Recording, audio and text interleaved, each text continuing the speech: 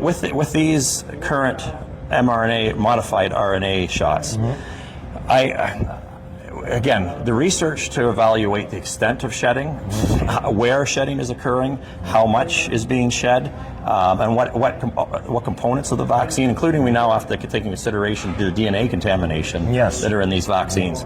Right? The research to do that is relatively quick, easy to do, and relatively inexpensive. Easily could be done, but it's not being done. So it's really hard to definitively answer questions, you know, when you pose that to me, because we should have those data. By now we should have tons of data on this, but we have very little. But what I can tell you is I don't see a mechanism whereby lots would be shed.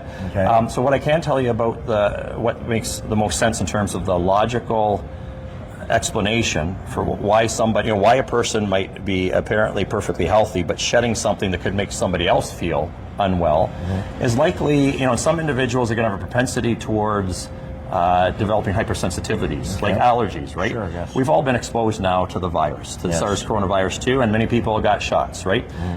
So people have mounted antibody responses. Some people it might be a genetic predisposition, it might be, you know, some kind of environmental variables they've been exposed to, but some people will have a propensity towards generating types of antibodies, called them IgE antibodies. They drive allergies, allergic responses. So if you think for a moment, that's a situation where you can be exposed in the environment to very tiny quantities of something, but react very negatively. Right? You think of an allergic response. You're exposed to very tiny quantities, but it causes a lot of discomfort and illness. So that's likely, again, if we just did the research, we could definitively, you know, address this question.